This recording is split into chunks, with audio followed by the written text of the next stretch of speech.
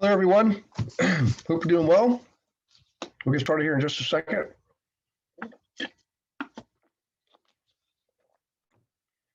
We're trying to figure out how to make everybody go live at the same time. And we haven't been able to figure it out. So we're gonna, let's see, don't want to do that.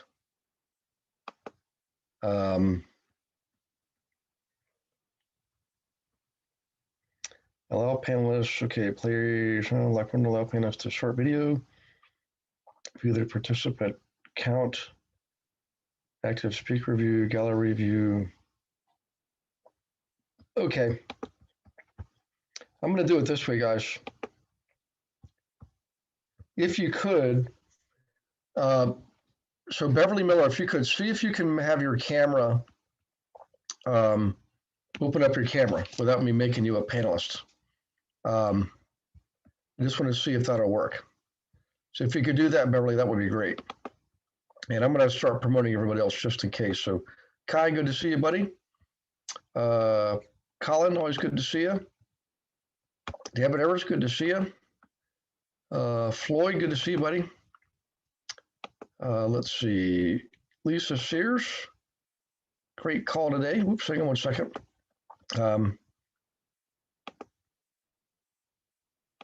I'm jumping all around here. Sorry. Joanne, good to see you. Let's see. Chris, good to see. Hey, Chris, I did get your email, Chris.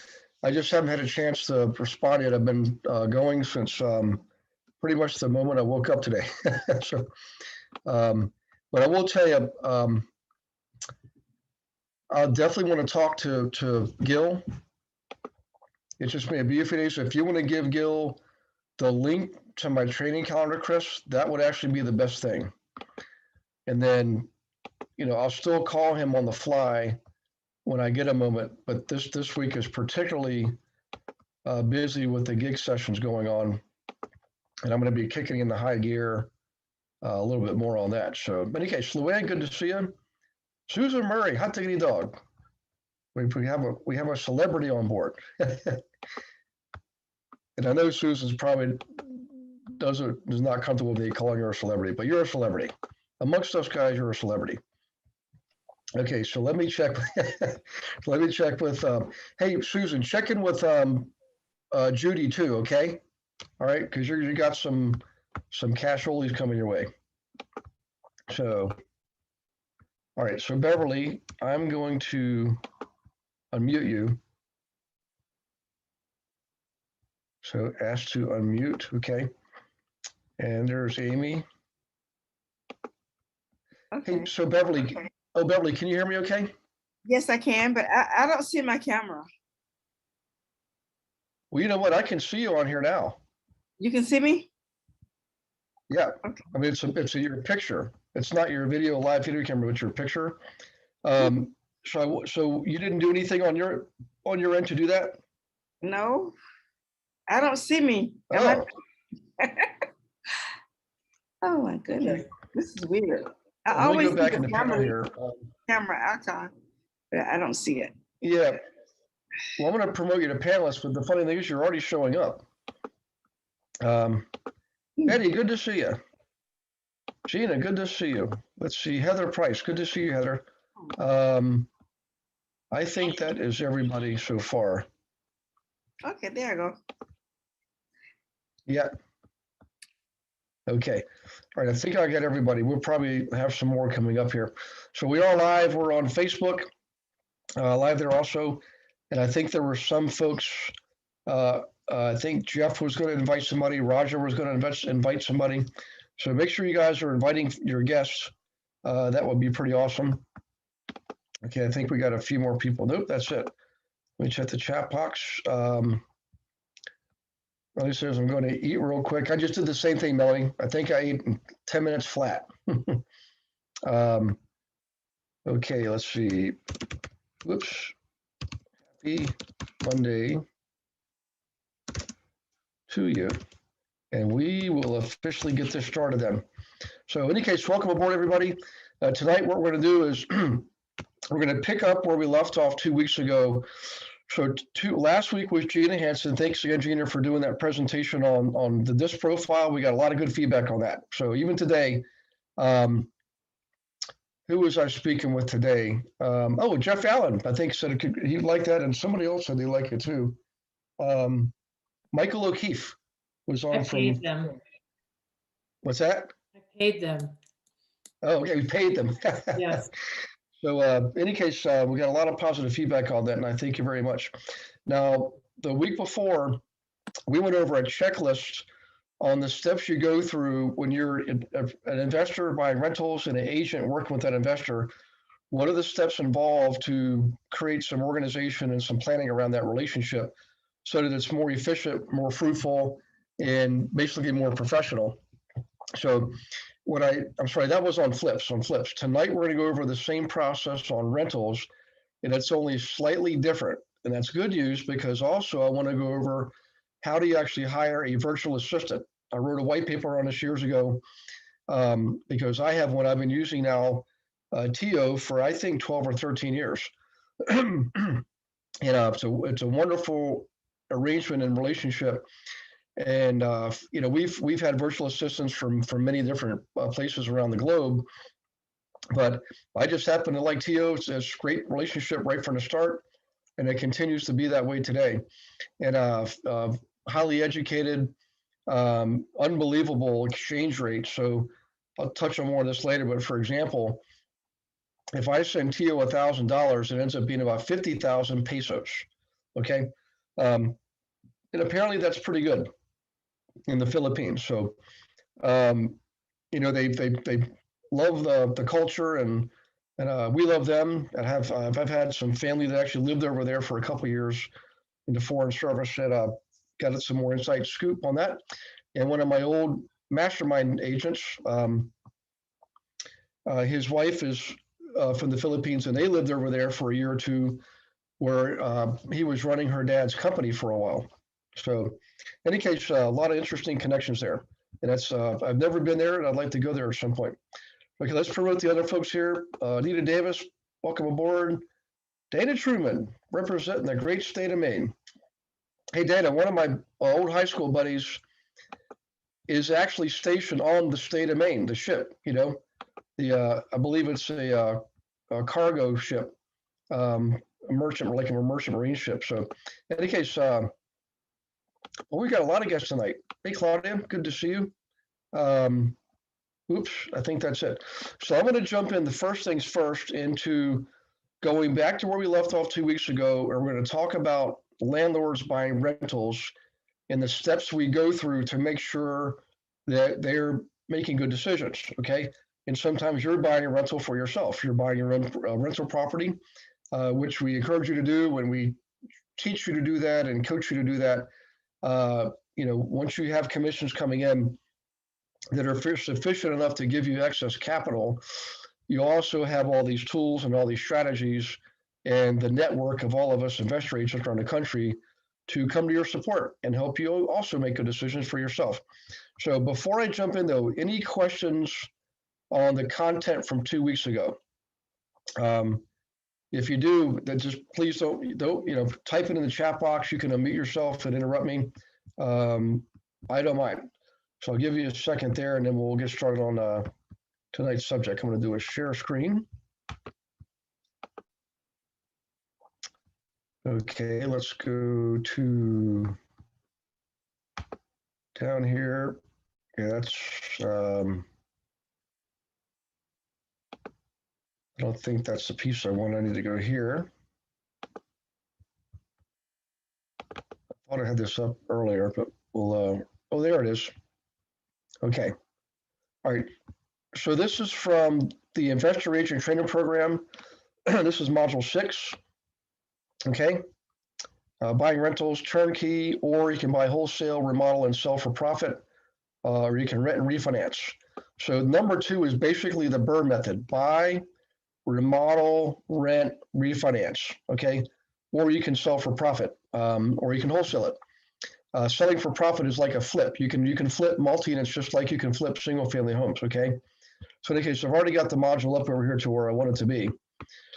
So if you remember back to where we were 2 weeks ago, I talked about first establishing the relationship and basically a set of protocol to follow to manage the relationship. And I'll just do a quick review and then we'll jump into the content, the new content.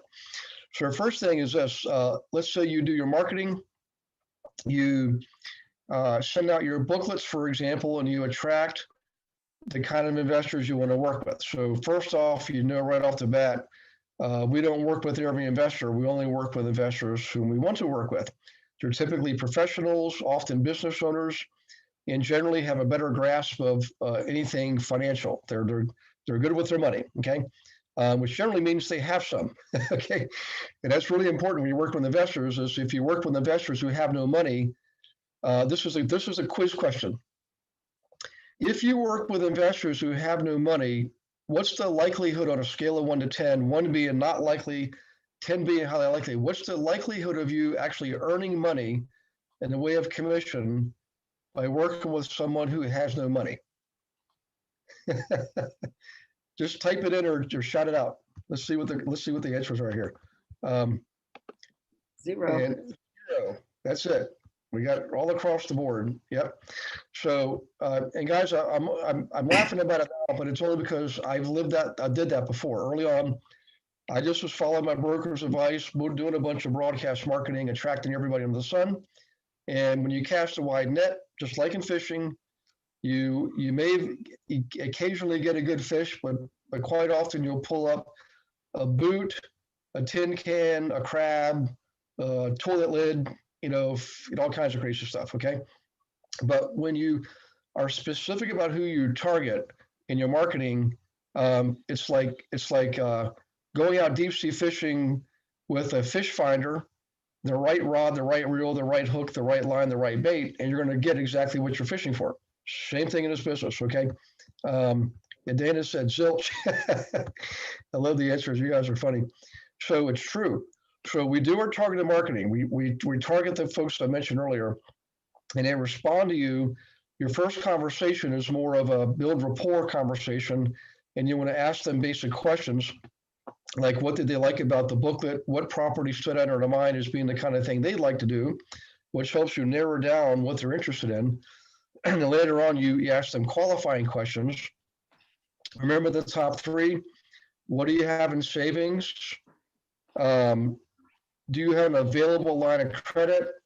And do you know what your credit score is? And you want to ask them that way. You don't say how much cash you have. Ask them, what do you have in savings? It implies they have savings, okay? And when you say, do you have an available line of credit, it assumes they have a line of credit and assumes they have some available balance on it.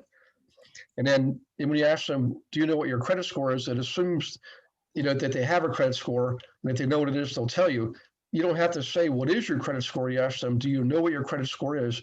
And they'll often tell you, yes, it's, 540, 680, 782 or 840, whatever the answer is, okay? All that is vitally important because that tells you when you put them on the bus, the investor bus, do they go in the front seat, the middle seat, or the back seat, okay? If they have no credit, they have no cash, they go in the back of the bus. And you help them, you nurture them along and help them build up their credit and maybe get some build up some cash flow.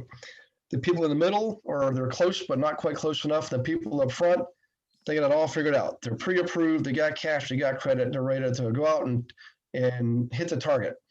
So in any case, remember this one key thing here. At the end of the conversation, you ask them to send you a recap of the conversation in their words. Remember that? Please send me a recap of our conversation in your own words. And you and I do that on our one-on-ones. I do that often. Same thing here. You're looking for their interpretation of the conversation and what their expectations are.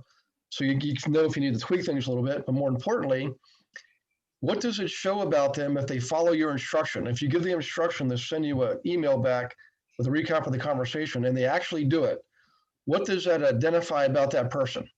So go ahead and type that in or just unmute yourself and call it out. Coachable. Follow directions. Follow directions. Yep. Would you say it's also a small degree of commitment? It shows a small commitment. Absolutely. And what do little commitments lead to? Bigger commitments. Bigger commitments. Yep. So for example, if they're willing to do that on a small scale, then when you're out in the field showing them duplexes and fourplexes, they're more likely to be ready, willing, and able to pull the trigger, right? To actually take action. So it also shows they want to take action, which is another biggie. So in any case, assuming you've done all that, then you want to get them under contract, buyer's agency contract in this example, and then you start going out and finding properties for them. Now, right now, you're not going to find much on the MLS, that's for sure. But that's why we haul up all of our other techniques to find properties, like using a lead generating system, RealFlow, okay? So in any case, now let's assume you got to that point, and I'm going to pick it up from there. You want to go through a similar vetting process of the properties where you use process of elimination to narrow down the scope, the number of properties that you and your client are going to look at. Now these are old figures and old numbers, so everything's I just put in there in a big bold print, big box. No, different areas will have vastly different pricing models. Study your area, make adjustments accordingly. Okay, so let's say you're looking at a bunch of duplexes, 30 duplexes. You don't want to go look at all 30 duplexes. You want to view them online first and do desktop analysis, okay? And I'm going to help you through the process. So first step is this. Whenever you look at properties, a bunch of properties, you want to narrow it down to your actual viewing list, which should be around 6, could be 5, could be 7. You don't want to look at any more than 7 properties. 6 is the magic number, actually.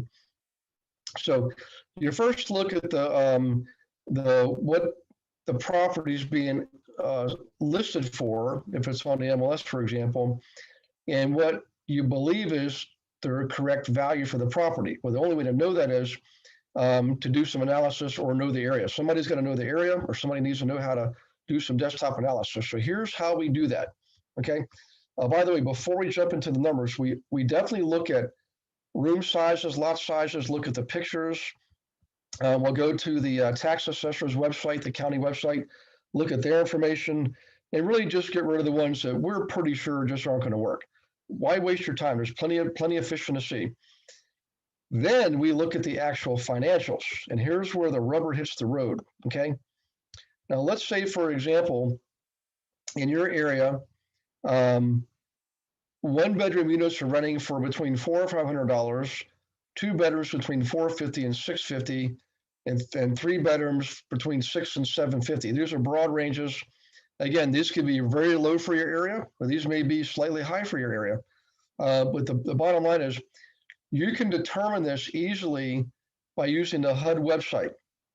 Remember the HUD website we used a couple times? Let me just go there very quickly, and we'll bring it up. Hang on one second. I think it's HUD. Here it is. Let's go to this one. So it's huduser.gov. Now, this assumes a couple of things. Let's go to Ohio. We're going to honor Amy McConnell because Amy just landed herself a big fish. Congratulations, Amy. So let's go to Canton. You know what, Amy, I'm going to do statewide FMRs. There we go, Canton. So Amy, is this good? Canton / Massillon? I guess it's a combined MSA. Yeah, that's perfect. Excellent. Hey, hey, by the way, did you get it inked? Is the deal inked? It's listed officially yesterday, and Yes. I've got a bunch of people interested already today, so it's going good. It's going real good.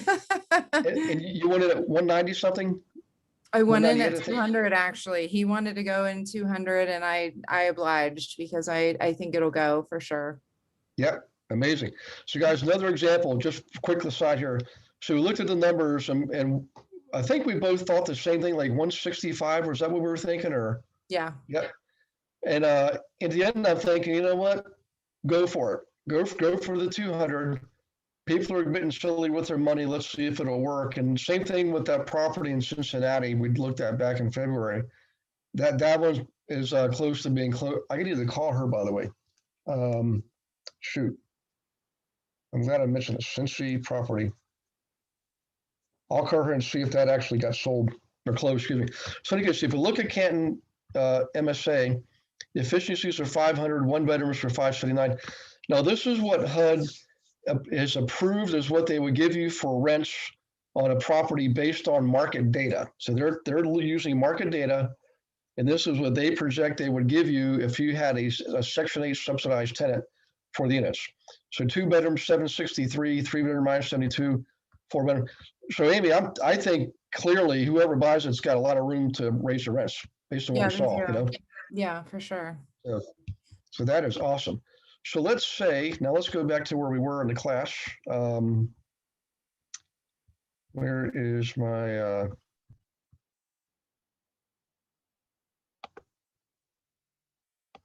that's not what I wanted. Let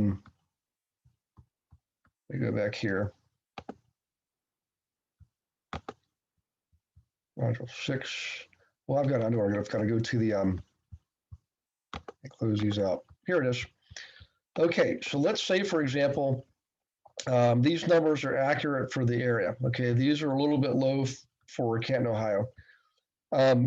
If the rents are too far below these ranges, it doesn't mean we kick them out, or too far high, by the way. So we want to make sure we have properties where the rents are commensurate with the market value. If they're way too low, you've got some work to do by raising rents, or the buyer does. And evaluating, you've got to remember, you use market rates for evaluation, not necessarily what the owner's given you. So this is why this was important. We just saw the market rates were higher than these. Let's assume that this is the sellers giving us these numbers. They are definitely a little bit below market value. So when we evaluate the property, we need to use the market rates. But let's say they're much higher. Let's say these rates are much higher than the market rates, assuming this is what the seller is giving us. That actually can be a danger sign. I'm not saying it's a no-no, like it's a no-go, excuse me. What I'm saying is the new buyer on a rental is almost always looking for upside potential. How can I increase the rents? So if they're already at maximum rents for the area, they might not have any room for growth for several years. If you think about that, if you're an investor, right, would you want to plop $200,000 down on a property if you had no hope of raising rents for 2 to 3 years? It might be a turnoff. You see what I'm saying? So if rents are too high, it may look good on paper. Hey, these are way higher than what the market's providing down the road. We'll buy this property because the rents are high. Well, when somebody moves out, it might be a struggle to find somebody to rent that place out to. And also you might not be able to raise the rents. That's the point I'm trying to make here. So essentially what you want to use is these numbers here should be what the market values are to determine the value of the property. And in any case, so you go through the analysis, you look at the cost of taxes and insurance and things like that. You're essentially doing desktop analysis based on a broad scale, and by the way, we also look at what is the average cost per unit in the area. When it comes to rentals, this can sometimes take a little homework. And I just want you to remember this. I'm going to break some appraisal rules here, but it's okay in this exercise. When you're evaluating rentals, it's not like evaluating single-family homes where you can find a preponderance of data in the local market area. Generally, you can. It's more difficult with the rentals. Sometimes there's not as many rentals out there. So what do? You can go back in time further, go back 3 years and 5 years, and you're looking for a trend. And you can also go out geographically. As long as the other areas you're looking at, the properties in the other areas are in areas that are commensurate with the area where your subject property is. Does that make sense, guys? To expand out geographically, right? And you're looking for neighborhoods that are similar to the one you're looking at right now where the subject property is. And so David, if I could call on you, I know you used to be an appraiser. Did you ever have to do that yourself when you're looking at rental properties, go out to other areas and go back in time further to find evidence? Yeah, I mean, quite often, particularly if there was a pocket of, I remember one in particular, there was a pocket of about 24 plexes I was doing, and there was nothing like it within about 5 or 6 miles. So basically what I did was I looked for a similar neighborhood that had similar multi-units in it. So Yeah. looking at what the single families were, price per square foot, and then, trying to find units in the same area. So. Yeah. Yeah, it's funny with single families, you don't really have to do that as much, but with multis, that's what we found. And the funny thing is, the bigger the multi, like when you got into 10, 20, 30, 40, 50 units, it really was mainly based on price per square foot, rent per square foot, all that kind of stuff. It was, less associated with the big building down the road. So thanks, Dave, by the way, I appreciate that. Yeah, same thing. Same thing if you run into mixed use, which I really haven't seen much out here, but we used to do a lot of stuff in Oakland and San Francisco, and you'd have, a bodega on the first floor, and then you have office on the second floor, and then you have, 2 floors of, 4 other units in there. And it was a nightmare anyway. Yep. It's interesting on this mixed use. I did those for a while, and I found out a lot of insurance companies, it was harder to find insurance on them, even financing. Financing became a bit of a challenge. But in the bigger cities, they're more common, and I think it's probably easier. It's more homogenous with the area. Way out in the rural areas, there weren't that many, and people just, unfortunately, it was more difficult. So in any case, the next thing is, generally speaking, what would you say is the price per unit? Whether it's 1 bedroom, 2 bedroom, or 3 bedroom, you want to get a feel for that, and that can be a wide range. I mean, I know one right now we're selling up in Pennsylvania, and the property is way bigger than all the other properties by a factor of 3, like 3 times as big, and so that we have to take a hit on cost per foot, price per foot. So other places are selling for, $170, dollars per foot. And ours, we can only sell for $70 per foot because the property is so big that the market won't reward you for the size. In other words, people aren't going to go into a neighborhood with 2,000 square foot homes and give you 3 times as much price because yours is 6,000 square feet. It doesn't work that way. They're only going to go up so much above the prices for the other houses in the neighborhood. That's why we always tell people, don't over improve because you won't get your money back on it. In any case, back to that. So let's say you go through all that and you narrow things down to your finals, maybe 10 properties.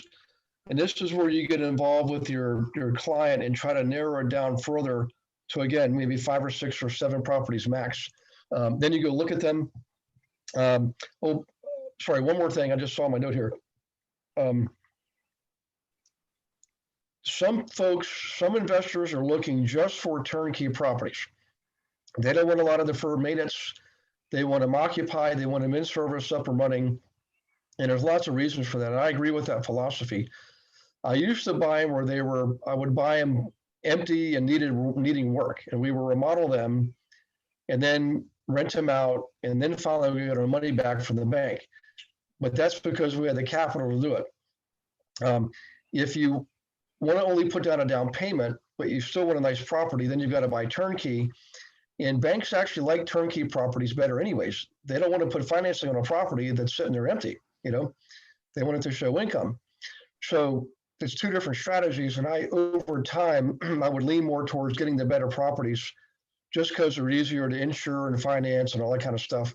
They're actually showing an income, right?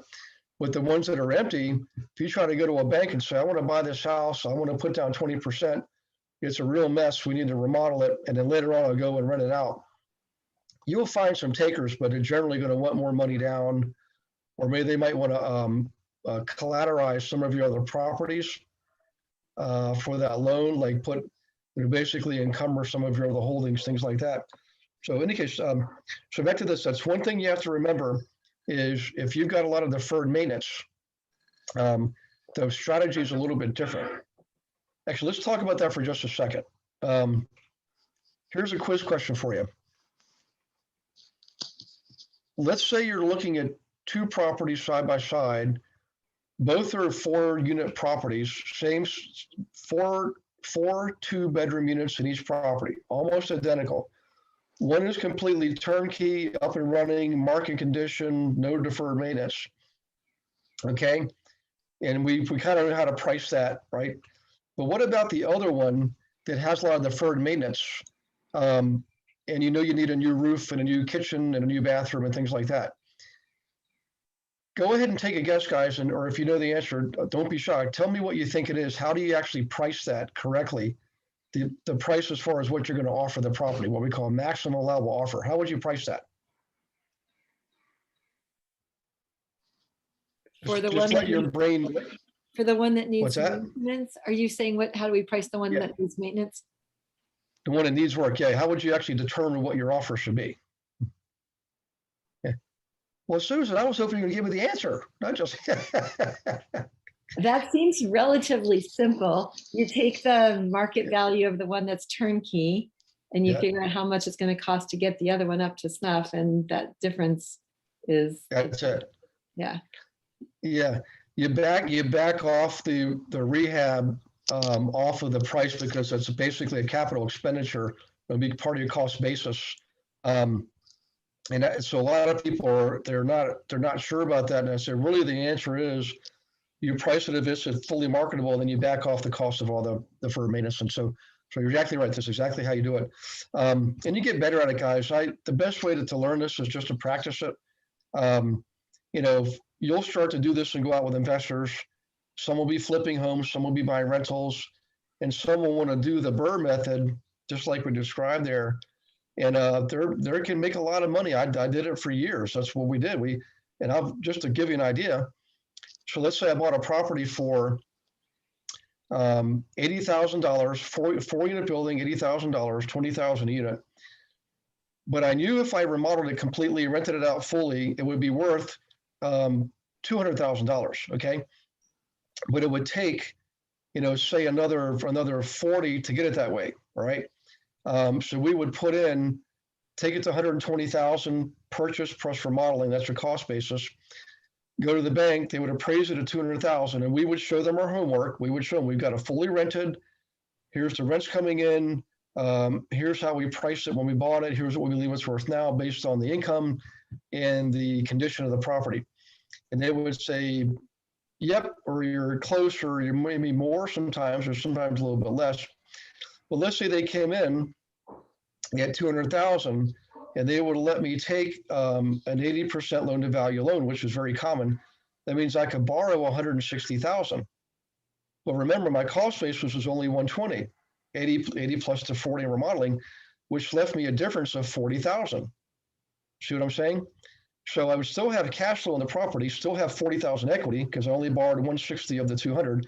So I've got 40,000 equity, I've got cash flow, and I just increased my capital base by another 40,000. So I went from 80,000. I doubled my capital base. Well, not quite. I went from 120,000 to 160,000. I added 40,000 to my capital base. Then I can go out again and buy another bigger property. And what I just described there. So Jeff, that's what you and I were talking about this morning. That's the exact process I used to go from buying little duplexes up to big buildings. It took a while to get there, but once I had enough properties, so each time I added a property, remember I added another 20,000, 30,000, 40,000 in equity that the bank determined, okay? So over 10 properties, you're looking at maybe $300,000 in equity. Then I will get a blanket mortgage, basically a blanket line of credit across the equity, right, using a commercial lender. They gave me a big giant base of cash to pull from because it's basically a checking account. Property, same thing, fix it up, rent it out, refinance, put a new mortgage on that one, pay back the line of credit, and then at that point, the lender would increase the line of credit. So I was now using the equity in the properties to grow the portfolio, was no longer using my own money. That transition occurred after right at about 10 properties. And that's the first time I did that blanket mortgage was at 10 properties. And I got the 10 properties in 1 year. So it's not like this has to take 5 or 10 years. If you do it correctly and you have I had some capital to work with. Okay. Hey guys, we got extra time tonight. Do you guys want me to just tell you exactly what I did, how I did that? Sure. Okay. Please. So when I graduated college, I was very, very frugal. And my roommate Socrates and I bought our first house together, 4-bedroom, 2-bathroom ranch. And we leased out the other 2 bedrooms. So those guys pretty much paid our mortgage payments. Okay. And then we goofed off and bought boats and had fun and stuff like that. But the reality is, that property went up in value. Okay. And while I was there, I lived for free and I socked away almost all of my paychecks. I literally was saving, several $100s a month. And back then, my salary was only $20,000 a year, and my net take home was $250 a week. Okay, I got paid weekly, so $250 times 52. I saved half my money. I literally saved it, and I invested it in mutual funds. I used to go to the corporate library every day and study, Morningstar ratings manuals and Forbes and Fortune and Barron's and all that kind of stuff. And I averaged 20% return on my money. So in any case, go forward a few years. All right. Got married, had children, moved to Pittsburgh, got a big giant raise, kept saving more money. I saved $50,000. Right. Now I saved that over a 10-year period. And that might sound like that's pretty good. Back then it felt good, but by today's standards, that's not all that great. But that $50,000 is what I used to make my first 2 down payments on 2 fourplexes. Okay. Finance the other 80%, put the 20% down for my 20% down. They were turnkey properties. All right. I was just getting started. I had just enough left over to go out and buy a 3rd property. And I bought a 3-unit property. Put the money down, financed the rest, and I had 11 units. I bankrolled the 11 units cash flow, just saved it every single dime, did not take 1 dime out. Okay. But I exhausted my cash. So then I got a home equity line of credit on my personal home. That gave me $40,000. Went out and bought, I think, 3 more properties. Okay. Exhausted those funds. Then when I got a personal line of credit, we call that a signature loan. So it's like a line of credit, but it's unsecured. $25,000, went out and bought 2 more properties. Okay. Putting down 20%, financing the rest. And then I played what's called the credit card game. Credit card companies were sending me credit cards like it was candy. And I studied it. They figured out how I could play the credit card game. I don't recommend that, by the way, unless you're extremely disciplined. Okay. But I went out and bought more properties, exhausted all that. Well, at the end of the day, I had 10 properties and I had 30 units. Then I took the next year and paid down all the secondary debt, paid down the credit cards, paid down the personal line of credit. The only thing I didn't pay off was my home equity line, left that in there for tax purposes. But that freed up a lot of extra credit and also basically equity I had on all those properties. And then I was able to get that blanket line of credit on all those properties. And that's what then allowed me to go like this, and the curve turned upward. And it was pretty fast and furious for a while, and I made mistakes. I was moving too fast, got too confident and too greedy. And at one point I had 17 properties that were in the middle of buying, remodeling, renting, and basically lost control because I didn't know what was going on. It was too much. Every time a contractor would call me, I would say yes. And at the end of the day, when the dust settled, I had more properties, but I was no further ahead when it came to my capital. All right, big mistake. So that's what I've decided. I'm gonna really go and get myself a really good mentor. And the old guy who helped me get started, by the way, Gerhard Flufelder, he helped me get the first 10 properties. Paid him $1,000 a month. He had passed away, and I found another guy who was buying bigger buildings. And that's what gave me the confidence to buy the next bigger building, which was a 78-unit apartment complex. After that, it was basically just repeat, rinse, and do it all over again. So in any case, the the chapter in the 6th book called Creative Purchasing Techniques goes over 30 different purchasing techniques. I've done almost all of them, except I didn't do all the government loan programs, but I did blanket mortgages, trust, wraparound mortgages, rent participation mortgages, using my own commissions for down payment.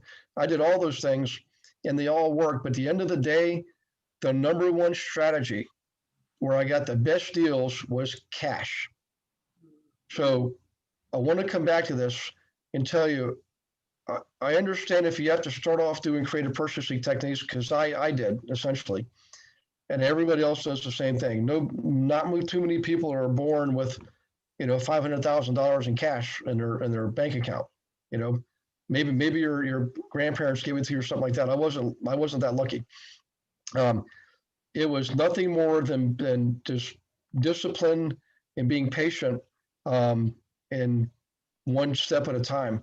And I know it's not too glamorous, but I'm telling you, get yourself on a cash basis as fast as you can. And I don't care if it's only buying a 4-unit building. I promise you, that's like your own bank account that you can borrow against and pay back over and over again through a line of credit. Even if it's just one property, that strategy will work. It'll allow you to get the next one, repeat, do the next one. Next thing you know, you got 10 properties with built-in equity, right? So let me do a quick pause here. That I wanted to go over that to show you one main strategy that I use and many of my clients use. You'll find out in 2 weeks. Next week you'll hear from Benny. Benny did that, and Christine, his agent, they've been together for years. You're gonna hear firsthand what that investor agent relationship looks like live in person, because you're gonna hear them talk to each other. They might even argue. I mean, I've been with them out before, and I'm like, you guys act like you're married. I mean, she says no to him more than she says yes, but he makes really good decisions because of that. But in any case, back to this. What I just described there, does anybody have any questions on that? I Okay. do. Yes. So when you were banking the rents from all of those properties, Yeah. so you were paying out of your own savings or your own income, all of the mortgages, all of them. Oh, no, sorry, Susan. I banked the net operating income. Okay. Yeah, I did. I paid. So those properties were held in LLCs that were solely responsible for basically paying for themselves. So definitely the rents paid all the mortgages, water bills, insurance, maintenance, repairs, things like that. And So the why net did operating you income. bank? Why did you bank that net, the NOI? Were you trying to get your credit built up with having that? I knew if I started dipping into it and started, buying, going on fancy vacations and buying bigger houses, I would not get any further ahead. I'd be working for the rest of my life. And my primary purpose back then, guys, is I wanted to be free. I'd worked my whole life since I was a paper boy, 8 years old. And, not to go into all the details, but, it was my mother, you had to use my paper route money to buy groceries. Okay. And then my next job was delivering flowers for a floral company. I was the runner. The guy in the van would drive me around. I'd run out, deliver the flowers, get a $1 tip, come back in the van. Where he smoked stogies all day long. So back then, I think my skin was green, but I paid the price. And I worked in a produce store at 15 years old, basically setting the thing up at 5 a.m. during the week before school, and then on the weekends, I did the closeout. I never not worked, One of my big lucky breaks was working at a golf course. And I got to meet a lot of really affluent, wealthy people. And thankfully, I learned manners and communicated well with them. They liked me.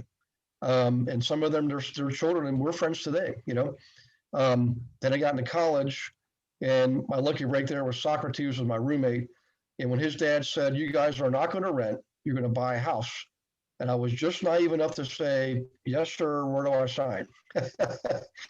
And my mom was telling me, she's right in the next room, she's telling me, don't do that. This is scary. She never owned a home, This is scary stuff for the Wilson family, but I did it and never looked back. there was I made a lot of mistakes. I'm telling you, if you read my books, I put some of the mistakes in there because I want you to see the stuff that can happen, But in any case, this basically bought me my freedom. When I left my final day at PNC Bank, I was walking out of there with a dolly with my boxes of personal belongings. Now, granted, I was a corporate vice president, but when I walked out of there, my tie was all loose, and my shirt was undone, and we'd had a major layoff a few months before, and I had to lay people off. That's why one of the reasons I left this. I'm not doing this to anybody else. I'm not going to lay people off. This is stupid. But when I'm out there at the street corner waiting to cross, these other guys were there with their suits all ties tied and everything looking spiffy, and they were like, "Oh man, we're so sorry. Do you need help? Where are you going with your stuff? Can we help you out?" They thought I got laid off. I said, "No, man, I just retired." And they said, "What do you mean?" I said, "I just retired. I just left my day job. I don't have to work anymore." And I can't begin to tell you what that felt like. And to this day, I'll never, ever, ever forget that feeling that day, that feeling of freedom. And so, Susan, back to your question, that's why I'm the master of delayed gratification.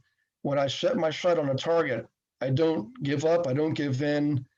I get knocked down, but I'm telling you, my goal is to get there as fast as I can so I can reap the rewards and move on to the next thing. So, and I guess I should say one more thing. Don't be like me, okay? Be better than me, all right? I made sacrifices early on. I mean, just to be blunt about it cost me my first marriage, okay? Got wonderful kids. Thank goodness I spent time with them, right? So just have the balance in life. That's why I spend so much time wanting to know about your vision statements and things like that, because I need to know those things so I don't give you too much to do. I'm telling you, you can always make another buck, but you can't just make another kid like that, So anyways, let me check my chat box here. I kind of got off on I got my preaching hat on there for a second. You guys like that kind of stuff though? Would I tell you what it's really? Yeah, good. Yes. Okay. Yes. Come up with the offer. Okay, we're caught up there. All right, real quick. We got about 12 minutes. Can I show you guys how we actually hire a virtual assistant? Oh, yes, please. Okay. All right. This is really pretty straightforward, guys. What I just showed you there, that's just practice. Just practice, practice, practice. Don't worry about getting the procedure wrong up front, because your investors are the ones that are going to say yes or no on a deal, okay? What I want you to do is practice the process with your investors so you can have a balanced life, okay? And only work Monday through Friday and have your Sundays off, okay? Okay, so let's go to the next thing. That's not what I want. I want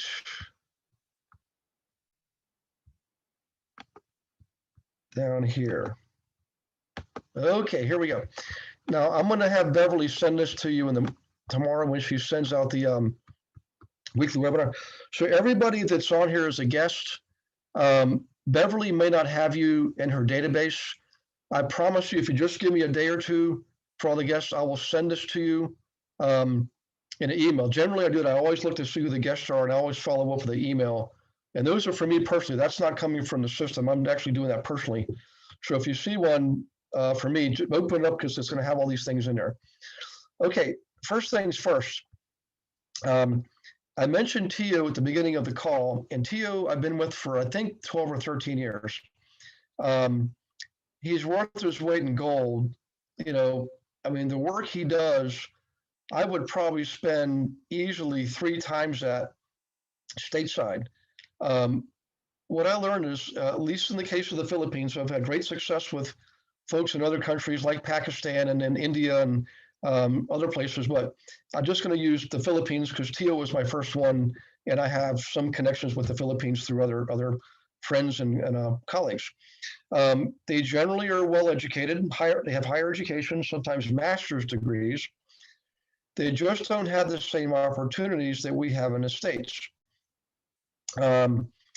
They want to work hard, they want a better life, and they're willing to learn the English language where they can be proficient and basically speak pretty fluently. They also have computers and internet. Now, I will tell you, when they have a big storm come through there, like a hurricane, it knocks out their internet and it's just not good. But so one thing you want to remember is I don't ever give TO a critical path task, something that's mission critical. Okay, I only give them tasks that are in a support role, like loading up the podcast, loading up the blogs, working on SEO and things like that. There's a number of things he can do. He can edit videos. He's really good at that. He comes up with some great little marketing campaigns. And he's not a professional, but the sizzle reel that Beverly sent out today to you, Tio did that. Okay, I know it's not like a professional job, but it gets the job done, and that's pretty good for a guy working for $5 an hour, right? So in any case, there is a website in here I'll give you. I'll show it to you when we get to it, but there's some huge benefits. All right, if you look at what it costs to have an employee, it is extremely expensive. I know because I've got 3 of them. And I got TO and then an independent contractor, but essentially 3 employees. And it's expensive. And we're open and we share everything. They know it and I know it, but it's good to have some employees when you have a bigger team. And you can look all this stuff up. You can go grab these reports and look at the policy center and see what it's like and how much it costs to have employees. With a virtual assistant, if they're not in the United States, you actually do not create a 1099 for them. The United States government, the IRS doesn't recognize 1099s unless they're from the United States or working in the United States under a visa or like a green card, okay? If they're in their own country, you just write it off as an expense, okay? So TO is a 100% expense write-off. Again, it gives you all the things in there you need to know about. I'm going to jump down to how you hire one. And this is what I want you to focus on right here. Onlinejobs.ph. That's short for Philippines. Onlinejobs.ph. You can use staff.com and Upwork. I know the guy that owns Upwork, great business, but it's going to cost you a lot more than $5 an hour. Okay. He's probably going to listen to this and I'll catch you for that tomorrow. But in any case, he knows it. I mean, I've interviewed him on a podcast and we're all good. So in any case, back to this, onlinejobs.ph. They actually pre-screen the candidates for you. And all you've got to do is test them out. So I'll give you a hint. Before you hire a virtual assistant, test out 2 or 3 of them together. And what I used to do is I'd give them all 3 the same assignment, same exact assignment, like, read this chapter and write a paragraph summarizing the chapter. And I would compare their grammar, spelling, punctuation. Did it look like they actually read the chapter? All those things I would compare. And the 2 that surfaced to the top, I would then give them an actual assignment, something like a piece of marketing to do or rendering a video or, maybe set up like a YouTube playlist or something like that. And I'd see how fast they did it and how accurately they did it. And then I would go with the guy that survived. In this case, it was Tio. So you want to test them out using that exact process I just described there, okay? Now, these numbers are old. Like it says here, 30,000 pesos. No, that's about right. 30,000 pesos is about $600 a month right now. So these are probably okay. Now let's go down to when you actually do hire them. This is where the responsibility is on us to make sure we give them what they need to do a good job. And I'm really kind of serious about this, all right? When you give an assignment, you need to be very thorough and very accurate in your description. I found out when people are speaking other languages, there's a native language, and they're speaking English as a second language, we often take too much for granted, okay? Like acronyms and pseudonyms and, things we do, slang, things like that. We just take for granted they understand it. Well, they don't always understand it. So always put it in writing, put it in an email. That's the main form of communication. And be very specific, line by line by line, and show them an example, okay? Give them an example of something that you've done that you're asking them to do. And by the way, you should only delegate something you already know how to do or someone on your team, okay? Don't delegate something you don't know. just learn about it yourself, and then you can delegate it. Any case, this talks about having a funnel, all that. I don't get into all that. I just test people out and go with the winners. But back to this, when you give them an assignment, you need to give them parameters and all, like in other words, tell them they should have this back to you by 4 p.m. Eastern Standard Time tomorrow. You want to give them how you want it delivered to you, email with an attachment, be very, very, very specific, okay? And I promise you'll have some good results. So let's see here. We just talked about training your virtual assistant. Another thing I like about them is we don't actually give them 40 hours of work to start with. We'll give them about 2 hours of work. Then they master that 2 hours a week. Then we'll bump them up to say, 5 hours a week. And then we'll bump them up to 10 hours a week and then 20 hours a week. What I'm getting at is you want to bring them along in stages and only add a new task when they've mastered the previous task, okay? It's a slow process, but I promise you this, you'll have yourself a loyal, qualified worker that's not an employee. You don't have to worry about medical insurance and FICA and all that stuff, okay? And my philosophy is this, we want to help them succeed. I don't know about you, but I'd love to go to the Philippines sometime and actually have a vacation. Well, when I vacation, I kind of want to stay in nice places. So let's help them economically by making more money, generating more commerce in their country, build better resorts, and we can go out there, spend more money, and help them even progress even more. Okay. So, in any case, communicating again, like I said, is almost always via email. All those years, I've only spoken to Tio twice on the phone. Once when I first hired him, and the second time, this was probably, I think, 3 or 4 years ago. We were getting ready to change our learning management system, and maybe that was 3 years ago. And he was an integral part of that project. He was a huge part of that project. When you pay them, I'll just jump right down to it here. This chart shows you the variety of arrangements for paying. $3, you got to pay them through a system. You can't just send them a check or do it on a credit card. There are businesses that specialize in paying overseas. So I can give you all these names here, but I'm going to give you the one that routinely every single year surfaces to the top. And it's called Xoom, Xoom. So you can go to xoom.com. It doesn't matter how much you send. It costs exactly $5, and it gets there instantly, which I really like. The first time you do it, it'll take a couple of days. They have to go through all kinds of screening and everything. But once you pay the same person over and over again, month after month, you'll find that they will deposit your funds in their account literally right there on the spot, which I really like. Okay. So I can give you all these names. I'll just tell you xoom.com is the one I use. In any case, it's been a wonderful experience for me. There's been very, very few times where I was disappointed, and it's usually when their internet goes down, because it could be a whole day.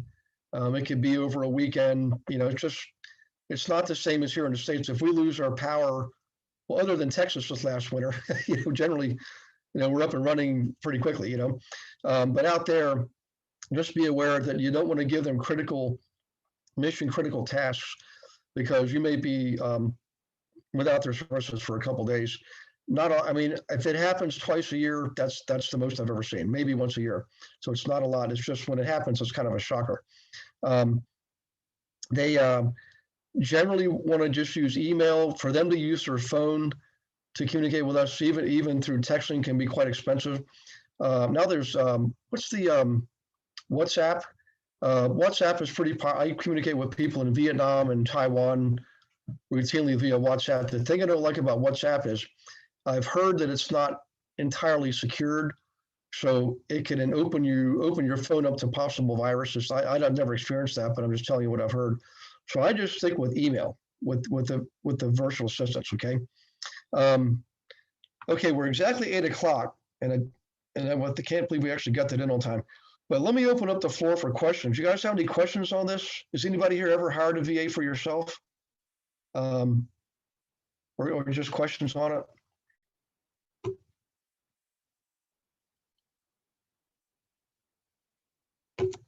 Boy, you're so quiet. The site that you Is recommend, everybody ready for dessert? oh, right? Is it online What's jobs that? PH? Is it online jobs PH? Oh, let me go back. I'm sorry.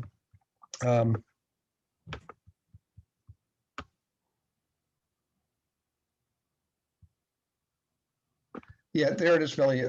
Let me I'll copy and paste it. Thank you. And that's the actual link right there. Yep. So let's see, chat box.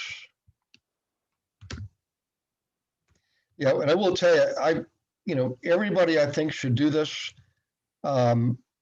They're not going to generally produce as much work per hour as someone stateside, and it's partly because of the resources. We've got faster internet, faster computers. We communicate because we're no more than 3 time zones away. They're halfway around the world. I mean, when we're awake, they're asleep and vice versa. So there's an inevitable delay sometimes in communications. So just be aware that they're not going to produce hour by hour the same as most American systems would. But over time, when you add the money up, it is way far better deal, and you're doing something good for somebody. And I would say be patient, because I know with T.O., we didn't really have him at full time for easily a year. I'd say it was a year, And in the meantime, remember, they're working with other people. They have to, because they've got to feed their families. So when T.O. went full time with us, that was a big move. He was taking risks, because what if I get hit by the proverbial bus or something? Which actually happened, by the way, not a bus, but I get hit by a tree on the ski slopes.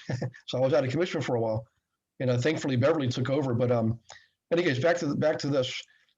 Just be patient. Take your time explaining things, and they're wonderful, wonderful people. I mean, I know TO's children, everything. We send them gifts, things like that, and they are very, very appreciative and very grateful. Every communication from them starts with please and ends with thank you. So. Gary, is the document under our resource tab?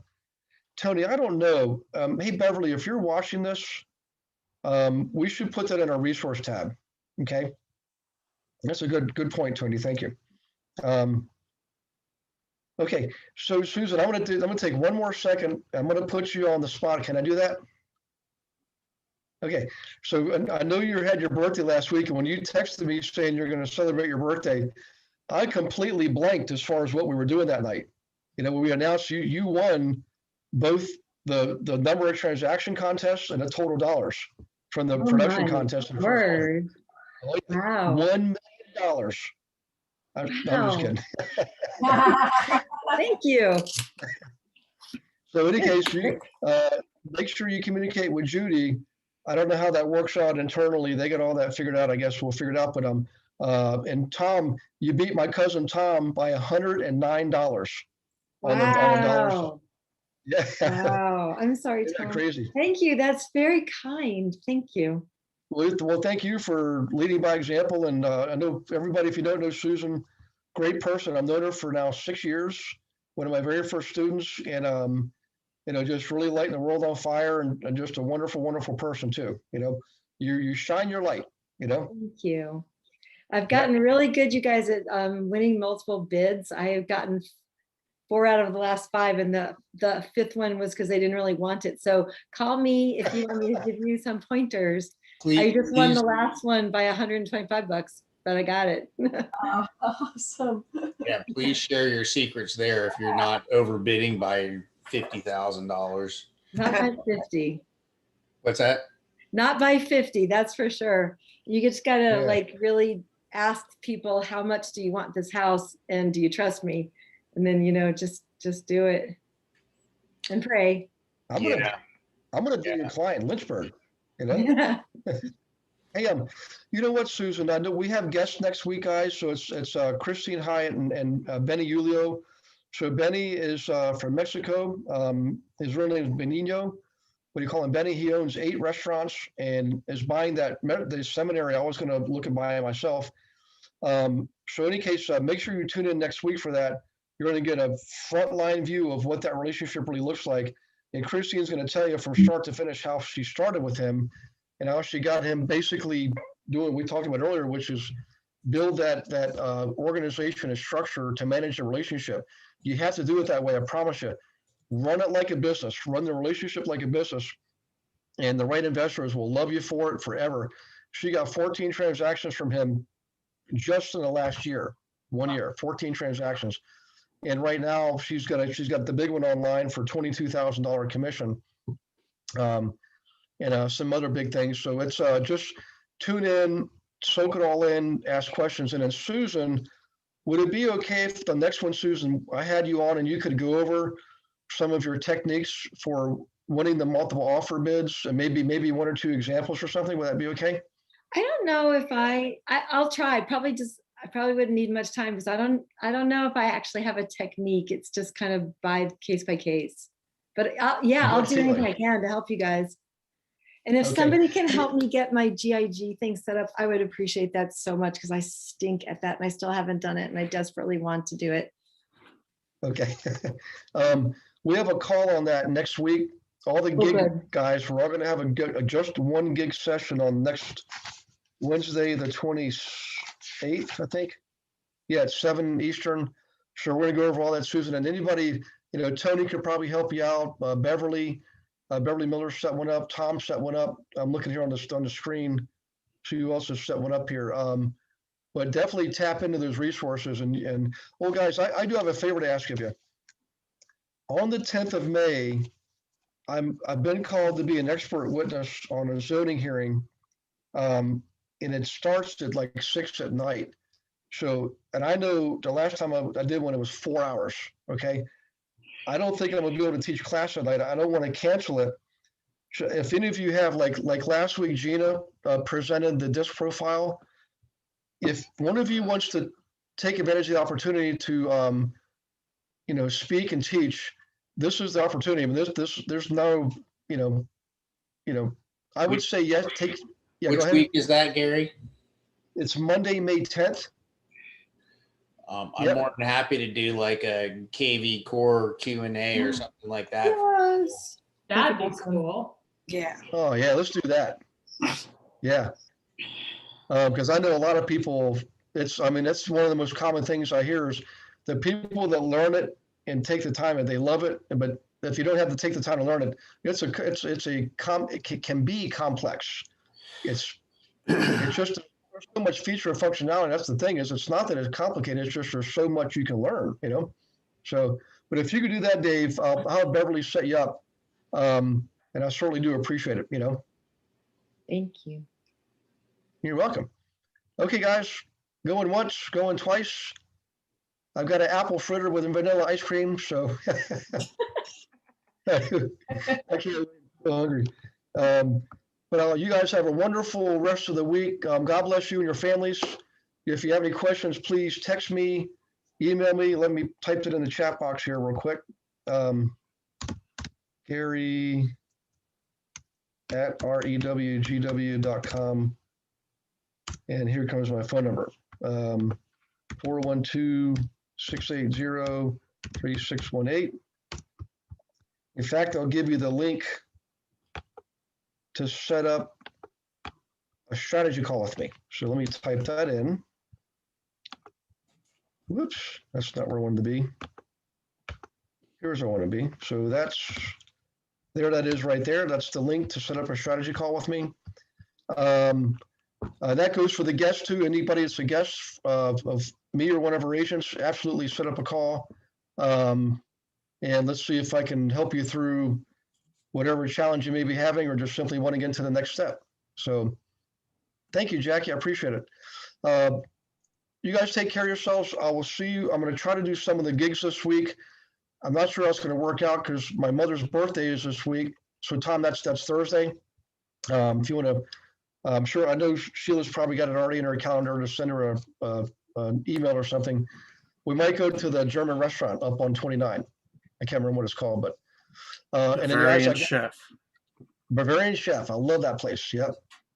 And then guys, I got the call for my second vaccine, so I think I'm going to take advantage of it, which means I'm going to be driving somewhere between Friday and Saturday. I don't know exactly what I'll figure because I got Zoom calls on Friday, but the shot's supposed to be in the afternoon on Saturday down in Sarasota. So I figured that if I go, I'm probably going to stay a couple days, but I don't think anything's going to change as far as my schedule, other than perhaps Friday. So I'll let you know about that. Gary, can't you just go into EXP World and teleport down there? Yeah, that's right.